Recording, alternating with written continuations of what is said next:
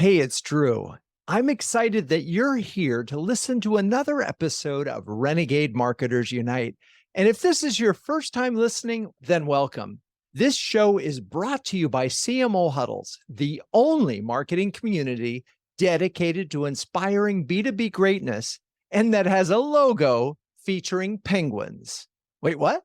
Yeah, well, a group of these curious, adaptable, and problem-solving birds is called a huddle. And the B2B marketers and CMO huddles are all that and more, huddling together to heat up the coldest job in the C-suite. And now that CMO Huddles has 3 membership tiers, we're ready to inspire B2B greatness at all levels. To learn more, check out cmohuddles.com. Now, before we get to the episode, here's a shout out to the professionals at Share Your Genius. We started working with them over a year ago to make this show even better and have been blown away by their strategic and executional prowess. If you're thinking about starting a podcast or want to turbocharge your current show, be sure to talk to Rachel Downey at shareyourgenius.com and tell her Drew sent you. Okay, let's get on with today's episode. Hello, Renegade Marketers. Welcome to Renegade Marketers Unite, the top-rated podcast for B2B CMOs and other marketing-obsessed individuals. You're about to listen to a recording of CMO Huddles Studio, our live show featuring the CMOs of CMO Huddles, a community that's sharing, caring, and daring each other to greatness every day of the week. This time, we've got a conversation on the pivotal first 90 days for CMOs with huddlers Jamie Gier of DexCare, Bernd of Cornerstone OnDemand, and Isabelle Papoulias of BackBox. Let's dive in.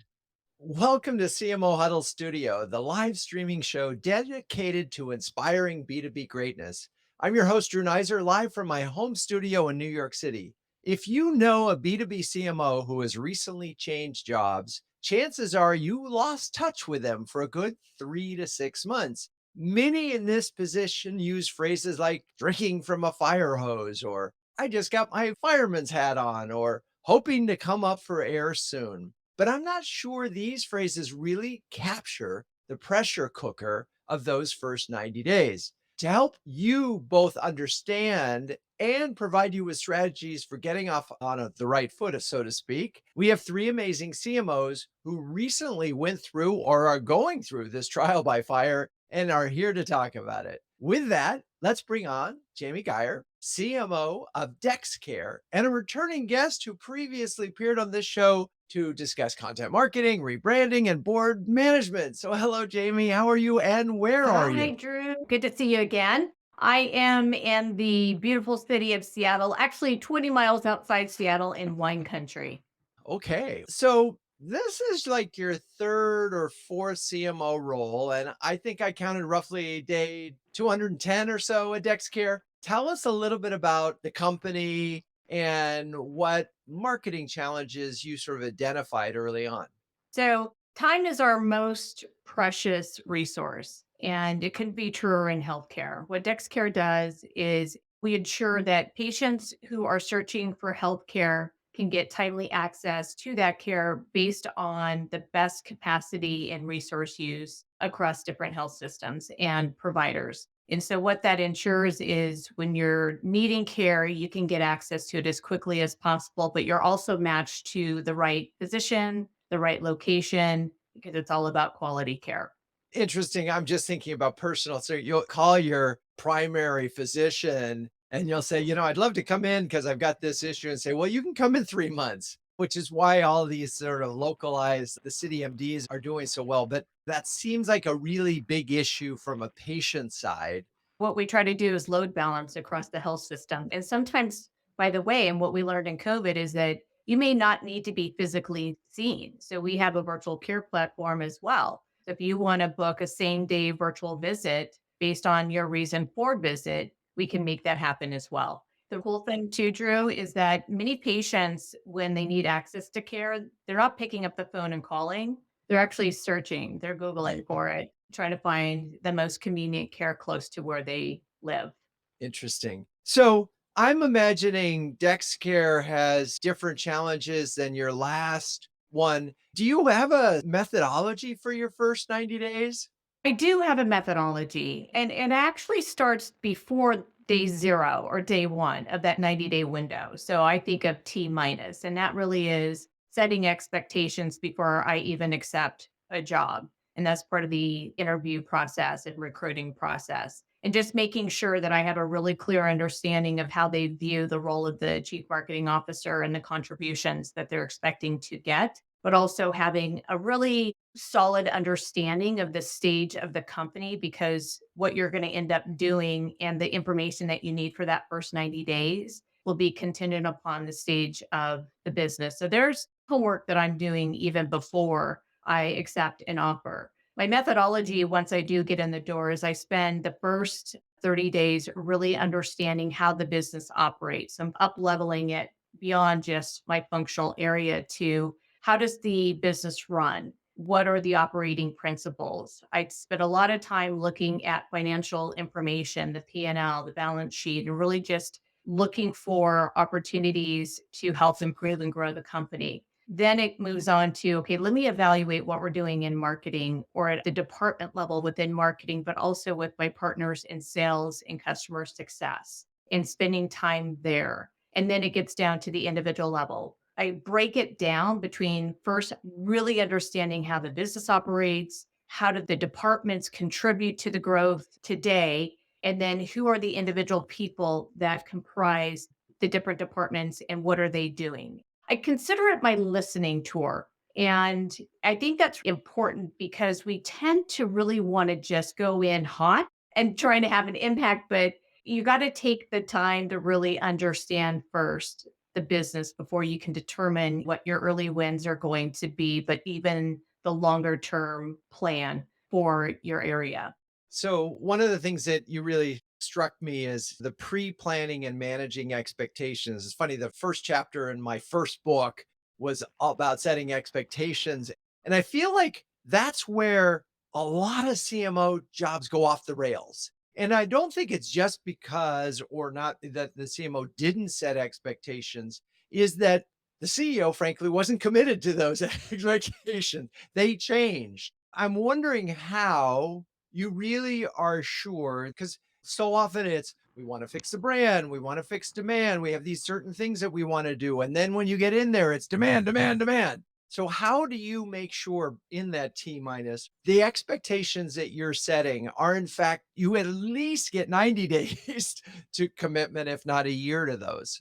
I think we have to be realistic. We may think that we have the expectations nailed down perfectly, and you never will. So you have to be able to adapt to where there might be a mismatch. And some of that is constantly educating to your CEO once you do come in the door. But there's a lot of things that you can do prior to that. A lot of it is through conversations and just being very frank and transparent and asking the right questions in advance to really understand their knowledge of marketing, not only their understanding of marketing, but who was sitting in your seat before and really poking on that too. I've been in situations where I did have a predecessor. In other cases, I walked in as their first CMO. I actually think that's more challenging and more difficult because they don't know what they don't know. And you're coming in to set that. That's where I think some of the expectation setting is really important. But I try to level set as much as I can, fully recognizing that when I come in, there's still going to be some education that needs to be done on what the CMO can contribute to the business. I'm thinking about first 90 days of having worked on a client, and I always remember that all my ideas, and I would write them down. I couldn't share them right away, but that was sort of that moment where you can really see because your eyes are so fresh and you're used to seeing patterns and things. Did you find in your first 90 days you had some aha moments? And then how did you manage not to immediately say, okay, let's do this? Yeah, there's always those aha moments. You have to exercise some restraint in immediately going after those ahas because some of them you want to go in and quickly fix things. And so I try to restrain myself. And the reality is, I am a very action oriented person. And so I have an inclination to want to just jump right in. And I've had to learn through experience that you've got to back off of that a little bit. But there's always going to be the ahas. The ahas could simply be, wow, they don't have the infrastructure in place. This is going to make my job a little more challenging, or it's going to extend the time in which I can actually have really good, meaningful, long term impact. And so there's going to be those moments, but I think some of the ahas really lead to us wanting to jump right in, and you got to show a little bit of restraint. At least save it for a moment or two. And this is interesting because we know that 80% of CEOs have no experience in marketing, although they probably had marketing obviously report to them, but they've never actually pulled the levers themselves. So many CEOs, particularly at smaller companies, are like these idea person all the time. And so you're trying to learn the business, learn the other departments. You're trying to figure out, do you have the right team? And at the same time, your CEO is like hitting you up with, here's 5 things that you could do. Again, talk a little bit about the juggling act that goes on in those first 90 days. I've got to be honest with you, Drew. I haven't experienced that so much with the CEO as I have the CRO. And I think with that, it's the expectation setting with it. But you have to also figure out some short term wins.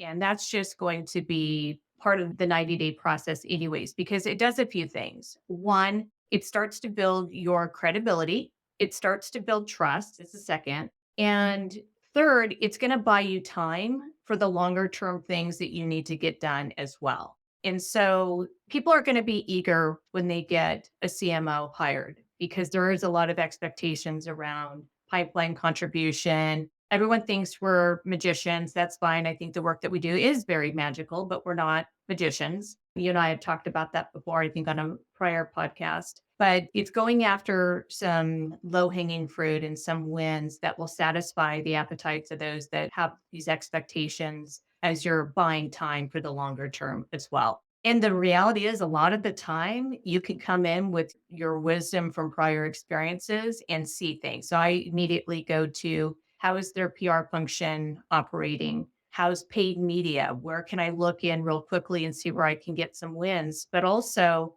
the area that I tend to first focus on is, how can I just help with a couple of different deals? In healthcare, it's a little easier for me because I've spent so much time in it that I have a pretty vast network, but I'll get close and go, hey, how can I contribute to this particular account, and just start leaning in and showing some contribution as I'm spending the majority of my time still getting ready and laying the framework for a longer term contribution. I love it all. Now, I'm going to have this ask for all 3 guests. We have a first 90 days quick wins worksheet that a number of CMOs from CMO huddles have contributed to. I'm going to now ask you all to go back and look at that list and add to it, see if we missed anything. I'm going to come back to you. We did have a question from the audience. I'm going to come back to that. Now we got to move on to bring on Bernd Ledger, CMO of Cornerstone OnDemand, and an industry expert who has graced our stage before to delve into the topic of category creation and board management. Hello, Bernd. Hey, Drew, great to be here again. Tell us a bit about Cornerstone. Yeah, sure. Happy to. So I'm close to 4 months into my journey. Cornerstone is a learning and talent management solution. So we look at, how do we optimize the limitless potential in every employee, and how do we match that up with the strategies that a company has, and driving the right skills with the right people and bring that talent together. And someone in the world consumes our content every 3 seconds in the world. So pretty cool. 100 million users on our platform. So yeah, I'm on day 100 or just past that, almost coming up close on 4 months. Congratulations on that. And you heard some of the things that Jamie said. I'm imagining your playbook. So, my first question, sort of dialing back, before you started, did you have a 30, 60, 90-day plan? First of all, were you asked to do one, and did you have one going in? I did. I think what was interesting. So one thing that I try to do in every company that I assess or that I'm serious about, I actually put together an assessment, which was, I would say, about 40 slides of things that I could see from the outside based on interview conversation, based on just tools that I could use that are open source that I could use to actually assess things that I could see. And I actually sent that to the CEO and the leadership team, and they felt that was a lot of due diligence and a lot of insights we already have. So I think, to Jamie's point, building that trust level even before you start. And based on that, I had some initial thoughts on how I would look at my 30, 60, 90. I think for me, the key thing that I wanted to get out of those 90 days, number one, is building those personal relationships. What's unique about Cornerstone, this is not a space I've been at. Most of my career has been in cybersecurity. So this is a completely new space for me. And in some ways, actually, that was a benefit for me coming in because the CEO said, you will not have any preconceived notions. You're looking at this with a fresh set of eyes. So for me, I had to understand the industry a little bit better. Like in cyber, I wouldn't know exactly where you would market, which trade shows you would go to, which analysts you would talk to. I didn't have that benefit here. So one, you need to just get to know the industry a little better, understand who's who and who are the players. But from there, I think for me, it was all about building, to Jamie's point, listening and building personal relationships. So what's unique here is I'm in Boston. The company has 4,000 employees. We're a global company. We sell into 150 different countries. And our headquarters is in Santa Monica in California, in the San Francisco Bay Area. So I made it a point of traveling about 60% of my time and making sure I had face-to-face conversations with the leadership team, with sales leadership, with my own team, which is also very dispersed. And I think that allowed me just to have a different level of conversation. And I would agree with Jamie. I think we all have that tendency. We all want to jump right in. We're immediately seeing things that we're noticing. And it's so hard not to do that and just to take a step back and to say, you know what? I'm not going to problem solve right from the get-go. I'm just going to listen and I'm going to then observe and make comments later. And actually, one of the qualities my CEO called out, he said, like, I'm really impressed. When you speak, it's very meaningful, but I'm interested that you're not jumping in all the time. So he actually called it out as a quality that I was more observant. But then when I said something, for him, it was like, okay, that's really meaningful. Like I can see that you're very thoughtful about it and you've given that a lot of thought. So that was interesting. And for me, like the key goal for the 90 days was I wanted to come out of that with a clear mission for the team, a clear operating principles, like who are we? What do we stand for? I wanted to have a full marketing plan ready of budgets, investment areas, changes that I would propose, having a good understanding of my team, and presenting that both to the CEO and the leadership team with my specific asks. I always think like in your 90 days, you kind of have one shot in making sure you get the initial assessment right and making that ask of whatever it is. Like, I want to make changes here, or we need something over here. I need more money over there. Like, you can't do that in piecemeal. You have one good shot in doing that right. And so for me, I kept on saying, just give me that time. I will come back and I will have an end-to-end assessment. And my CEO gave me 90 minutes in front of the entire team to share my observations and my thoughts and my ask. And I think that helped me gain a little bit of time. And I agree with Jamie, you have to identify those quick wins as well. Like pick one thing you can focus on that you can fix right away. But I was very deliberate in not trying to jump in too much right away and giving me that 90 days and then coming back with a really comprehensive plan with an ask for approval and then moving forward from that. And that's been very good. I would also say making sure you're keeping your CEO in the loop along the way. So I would send him a wrap up every week on a Friday, just saying, here was my week. Here's what I learned. Here's who I talked to. Here's some initial thoughts. Just so he felt like he was always in the loop. I would say like stakeholder management is so critical early on, like your sales partners, particularly your CEO, and you bring him into the boat early where you're almost leading the witness in how you think about it. And you want to make sure you have that buy-in along the way. So when you're proposing what you're proposing, you're hoping you're going to get the answer that you're hoping for because you've already seeded it in some ways. Yeah, this isn't a big ta-da moment. So many things I want to just make sure that folks in my mind, word of the day is restraint. And I think that's so interesting because marketers, CMOs in particular, the ones that are in our community are so quick and they're ready. They see the answer and they're used to doing it. And the challenge with that quickness, that quick brain is strategy is something that takes time. Tactics are quick. And you can't confuse the two. And both you and Jamie really talked about is getting that strategy right at the highest level, which requires actually doing the homework. Among the many things that you said that I want to put a check mark on was I love the weekly recaps because, first of all, you're letting them know you are working. Your process is clear to them. And the fact that they acknowledge your methodical, thoughtful approach suggests that not everyone in the organization is that way. Yeah. And I'll give you a little tip. Actually, it would work phenomenally well because, I think the question is, do you come in with a preset playbook? And I think you certainly have an understanding of how you think about your 90 days, but I do think every company is slightly different. And so I asked, for example, to participate in the quarterly business reviews when the sales leaders had a meeting. And I made sure that my presentation was at the end of the session. So I had the benefit of listening for 2 days what I was hearing. And when I presented, I actually incorporated the quotes from the sellers into my presentation. And what that accomplished was they said, Bernd listens really well. He's not just coming in with his preconceived notions of what he wants to change. He's actually listening and incorporating our feedback already in his thought process. So that worked quite well. To the degree I went to LinkedIn, I took their picture, I posted their picture in the PowerPoint, and I put a quote next to that. And one of the salespeople said, "Oh, I'm actually offended. My goal would be to make sure that I make it into your next presentation." Well, you established a media. It's the Bernd media channel, and that's hilarious. But again, I think that it's such a thoughtful part of this. And both you and Jamie mentioned the need for a quick win, but it's surrounded by getting your ducks all lined up and not rushing to judgment. Because I've seen this happen so many times where someone said, it's a brand problem. And like 2 days in, go off and say, oh, we got to change the color, we got to change the website, we got to change the logo, all that stuff. And it's not going to move the needle anyway. Fascinating. All right, we'll be back. Now let's welcome Isabelle Papoulias, CMO of BackBox, who has previously joined us on the show to shed light on the intricacies of acquisition and the B2B analyst relationship. Hello, Isabelle. Welcome back. Hi, Drew. Always a pleasure to be here. Tell us where you are and about BackBox. Great. So I'm based in Chicago and I recently joined BackBox. BackBox is a network and security device automation platform.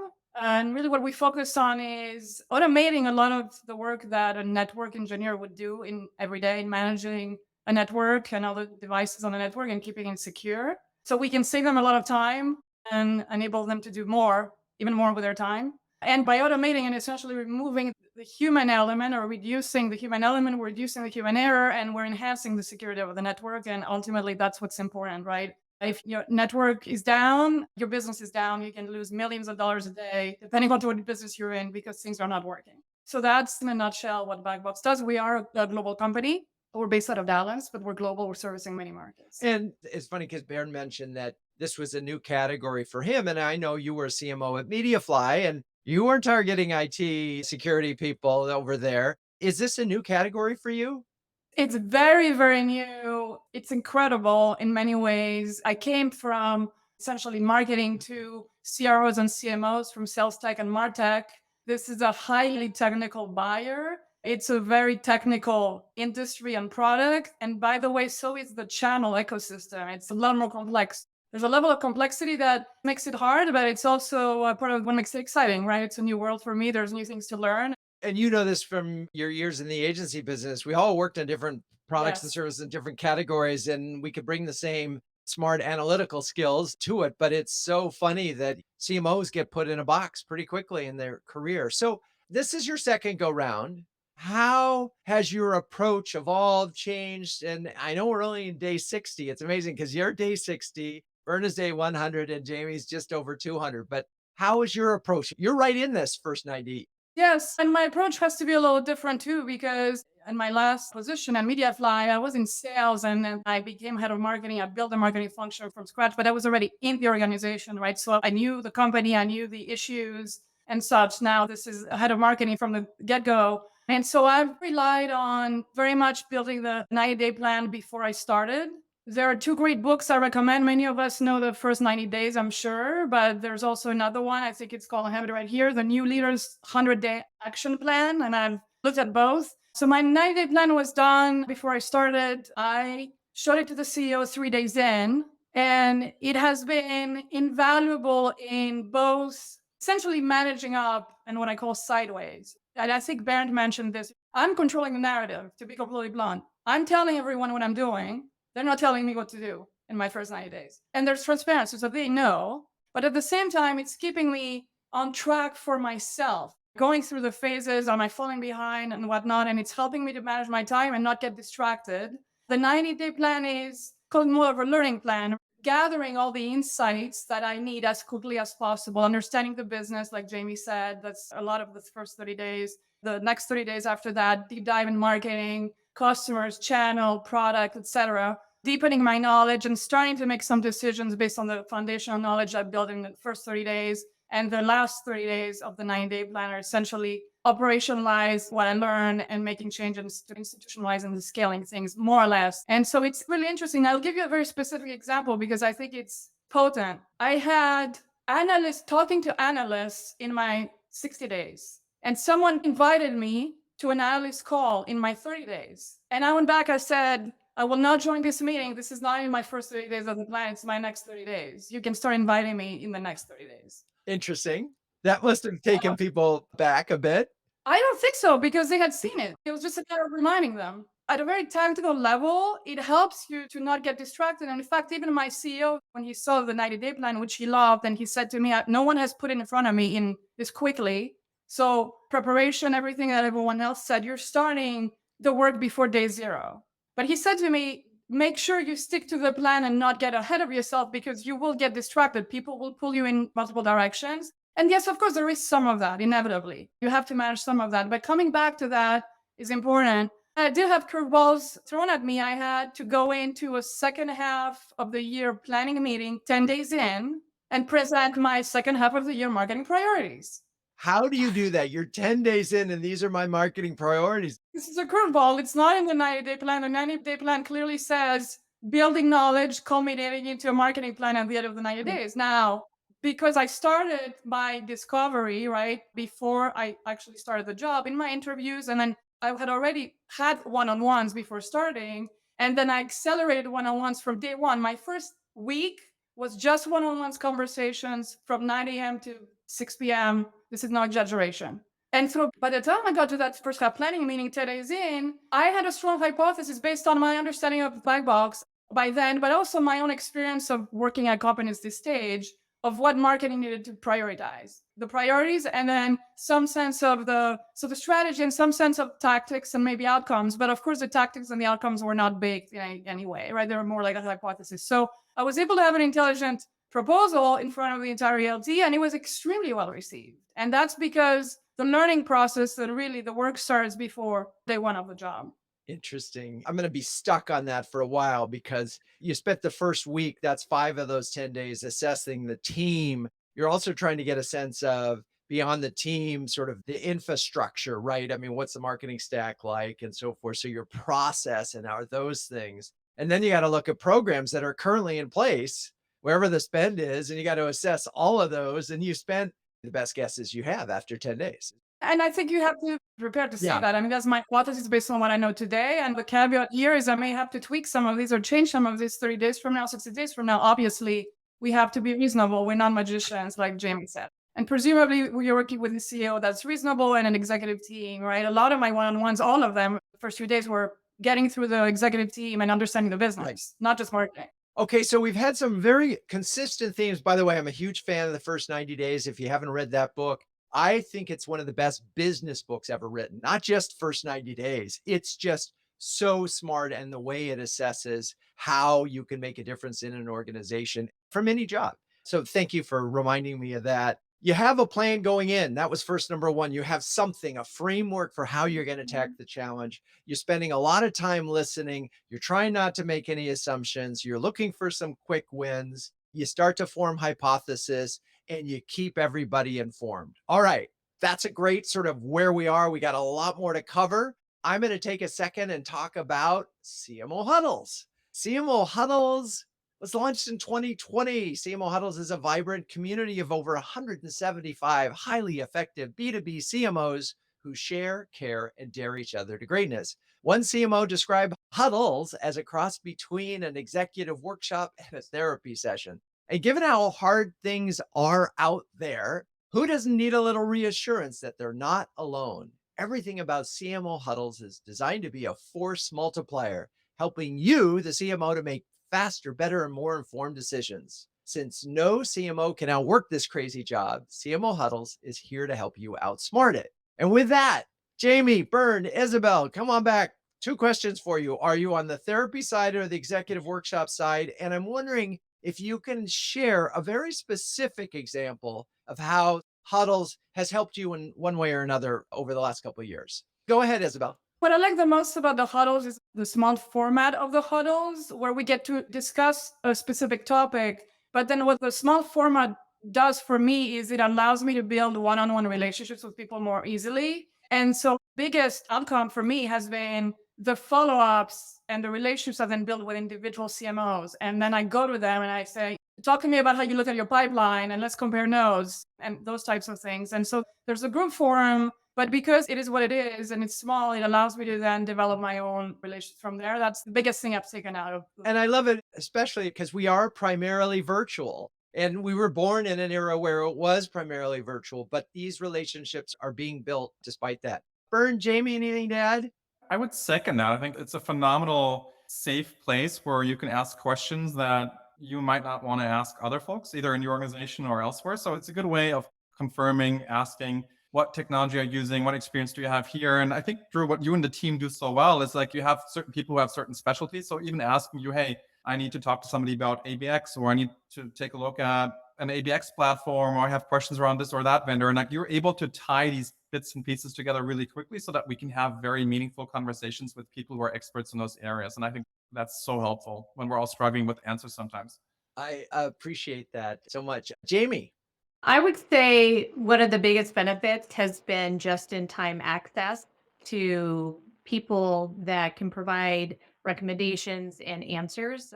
A real live situation came up. I'll give two. One is similar to what Bernd was saying around ABX. I came to the community because I needed a fast track access to a really strong consultant that could come in and help us prepare to shift towards an ABX strategy. So I came to this community and asked for recommendations and kind of bypass some just very cold research on that. And then more specifically to my industry, just yesterday, I reached out to a fellow huddler and asked if she had used a particular technology that we're evaluating and her terms for that. So for me, I love these forums, but it's been that just in time access to intelligence and recommendations that the community provides. And everyone's so quick to respond, which I love. I so appreciate that comment because the one thing that you all know, and first of all, you've all been wonderful huddlers, that you can't make time. You just can't. And so if there's any way that another CMO can save you time, it's a beautiful gift. Well, anyway, if you're a B2B CMO who can share, care, and dare with the best of them, do us a favor. Check out cmohuddles.com. Okay. We have one question for all of you. So you know that we also have a transition team in CMO huddles, and we're supporting, and that team is actually substantial right now. And there's been a debate, which I've tried to guide, when you're interviewing for an opportunity and someone says, I'd love to see your 30, 60, 90-day plan. I'd love to get some thoughts from you in advance. How do you feel when that happens? Because Bernd, you mentioned that you already had slides before you took the job. How do you feel about during the interview process, providing some guidance like you did? Should other CMOs who are looking for opportunities right now doing that kind of thing? I'll speak up just what my thought process was. I think it's an opportunity for you to stand out, to differentiate, to demonstrate your thought process. Because you always get the question, okay, are you a thinker, are you a doer? What's your style? And like having an opportunity where you can demonstrate your thoughtfulness, your strategic approach, but also your ability just to roll up your sleeves and do. I do think that gives you an opportunity just to shine and to stand out. So whatever it is, it's a 30, 60, 90, and maybe putting a little bit more work into it beyond like, well, I'm going to listen to 30 days and then do this 60 days and do this 90 days. If you can make it a little bit more real and make it more contextual, I think that goes over a long way. And I'm sure it'll impress the people who are looking at hiring you.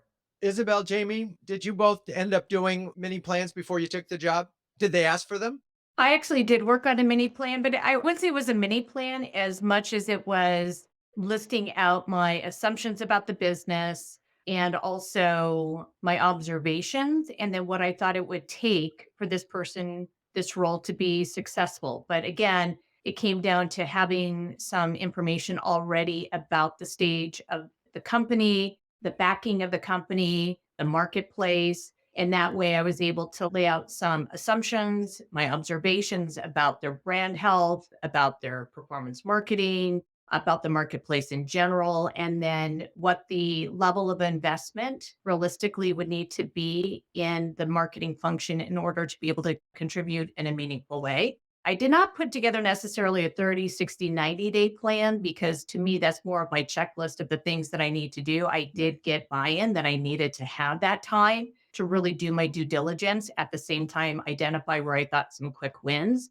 I think sometimes, as much as I love a great framework and I adopt and use several of them, I also try not to be too rigid because you need that fluidity. You don't know what you don't know. And so I always have that little legal language at the bottom of anything I do. I reserve the right to update my assumptions. Yeah, Isabelle, on that topic, because you again mentioned that you had a running start. what the CMOs in transition, some of them, and again, I've tried to disabuse him of this notion, as has Jacob Warwick and others who advise CMOs in transition, is that it's an opportunity for you to start to think about the business, see if you like the business, but it's also a way of differentiating. And this is, in theory, a really well paying job. If you're afraid of having your IP stolen, you're bringing the wrong mindset to it. That's my very firm opinion. But Isabelle, tell me I'm wrong. Drew, you're not wrong. I agree with that. And with everyone else too. I think the sooner you put ideas on the table, the more they'll appreciate you. That said, I think we have to be really careful because we don't know what we don't know. And we've talked about that too. I don't know how you can put a plan in place without having started the job when you haven't had the time to do the discovery. I think it also depends on the interview process and how long it takes and whether they're asking you for projects and things like that. Mine was very fast. We moved in 3 weeks. So within that context, we had conversations about my hypothesis on the brand, observations, things I was seeing about the business, the competition. And we had very clear discussions around expectations for marketing, resources needed to be successful, and so on. But then going in, I had those conversations again to make sure that what I heard during the interview process still stood on day one. We did have a question from Chris Carolyn who asked, something I struggle with was the continuing a high level of communication. Because Bernd, you mentioned you had an email going out to your boss, for example, every week, and you establish this rhythm of communications to stakeholders in the first 90 days because you need them. How do you keep that up? And how do you sort of wean them off that I'm here every single day to giving you information every day? Any thoughts there? Yeah, I think from my end, what I try to establish is a regular cadence with the key stakeholders. I have a weekly one-on-one with the head of sales for each of the regions. I look at what is the right cadence to actually present something that I think is of importance to the executive leadership team, where I want to communicate a strategy or feedback or input. So finding those regular vehicles, or like the quarterly business review and inserting yourself, or like thinking about how often do you want to travel if you're remote into other offices or with other folks, so you can be part of those conversations. So even if they're not your conversations, they get a glimpse into your world and you get a glimpse into their world. So I try to find those vehicles on a regular basis that allow me to have those conversations, so you're listening and you're communicating at the same time. And Chris, I want to give you this one other thought. So in my book, I talk about an interview I had with Jeff Perkins, who was the CMO of Park Mobile. And he talked about for his first year, he wrote a very personal email to everybody. It was sort of a weekly newsletter, sort of news from the front. It had a very personal and some humor in it. And it really helped to set the tone that this was a company that's counting on employees to help innovate. And it did that. It's an opportunity to really become an internal voice of the company if that's something that you're comfortable with. We'll go to Isabelle. I have weekly one-on-ones with everyone on the ELT and not just the CEO. There's a high level of collaboration, transparency, and we have a weekly ELT as well as a group. I don't foresee changing that. I'm not looking to reduce the communication, and it's working, and we'll keep it. All right, we have another question that I think is really pertinent. So here you are, as I said, very at the top of the show, you're drinking from the fire hose, you're assessing your challenges. Meanwhile, you're crazy busy, but you probably do have a need for new vendors. How should new vendors approach you in this weird moment? But you might actually need some help. Jamie, any thoughts? By the way, it's a challenge that I know a prospective huddler is taking on that first 90 days. Mainly, it's like, here's your first 90-day quick wins checklist, and I won't talk to you till you come up for air. But thoughts on what other vendors should do? By the way, this is something that as marketers, we should practice when we know somebody's left one job and gone to another and they're a potential buyer. Give them some space initially. You know, the first 30, 60 days, exactly what these CMOs are doing. They are heads down, learning about the company and putting their strategy in place. So reach out, say hello, congratulate them on their move, let them know that you're there, and then come back to them for 60 days after joining. And they're probably coming up from air, probably have points on the board in terms of what direction they want to take the marketing organization and how vendors can help support. But also, it's really important to say, we're here to help you. We know what it feels like to be that first 90 days into a job, and these are the things that you're doing. We're here to support your bigger initiatives and then let it organically grow from there. Quick wins came up a couple times. All of you mentioned it. And I want to make sure that folks are clear about what those really look like. And if you have an example, either from this job or a previous experience, it would be helpful because I had a conversation with a CMO who noticed that they didn't have a telephone number on the website. And they were in an industry where people still use the phone. It was like the construction industry. So that was a big quick win. By the way, traffic calls increased like 30 or 40% of business value. That was an example. I'm just curious in this thing as we're looking at, we try to frame what a quick win might look like. Any thoughts, Bernd, on quick wins? Sure. So I'm thinking through, is there something in those feedback you're getting that is easy to pull off that you think will have high impact? And an example for us was we had an area where our messaging wasn't as strong, where the team was like, we're getting asked all the time. I don't have a good answer. So we just pulled together a Tiger team. We said, like, you know what? It's tactical. It's not our full messaging platform. It's not our whole house of messaging and brands. It's just like, here's a tactical element around one product that we wanted to get messaging out that we worked on for a couple of weeks, and then we got out to the sales organization, and they just really appreciated that. Urgent need, new product, get the messaging. It won't have been researched. It may not have been, but it's as good as you can do in that moment. And it felt that met the need. Isabelle, quick win? There's tactical ones and more strategic ones. I'm going to go a little contrarian. I think the biggest quick win is collaboration, listening to people. It's that making a great first impression once you're in. And then more tactically, yes, we've done some things too. We made some quick tweaks to the website that we knew would make a difference, that people were passionate about. But more strategically, also, we're working on a product launch right now. And I collaborated very closely with product very quickly. And I'm a huge part of that from the get-go, right from 10 days in. And so I think there's tactical and more strategic ways to have early wins. Right. And then what makes sense about the new product one is that it's a new product and it's just rolling out and they're new. So it's a great thing to sort of be on the ground floor with. Jamie, anything else on the quick win department? Yeah, so similar to Isabelle, and this is more on the strategic side, the company was getting ready to launch a new product, but there was still some work to be done on packaging and pricing, which also required some competitive intelligence. And I already had a go-to-market framework that I've used prior, so I knew exactly some of the data points that we needed to have. So I started to collect and gather, and I became an active participant in the conversations around how to strategically activate this product, but also the information that we needed to know in order to package, trade, and price it. I wasn't too worried about the promotion side of it, but that was just drawing upon my prior experience, which we all have, to be able to quickly contribute at a strategic level. On a more tactical level, I think one of the areas that any of us can really lean into is with our sales partners and the impact that we can have to move a deal forward. As I mentioned before, I've spent a lot of time in healthcare. So here at DexCare, it's been a little bit easier because I already have a network. I've worked and partnered with some of the same accounts that this company is focused on that I did in a prior life. So I was able to quickly come in and share some knowledge around these different health systems. I could make introductions into the C-suite. Those were little things that I could quickly do that helped to build trust and credibility, but also to show that I can help come in and partner with our commercial team on really moving deals forward.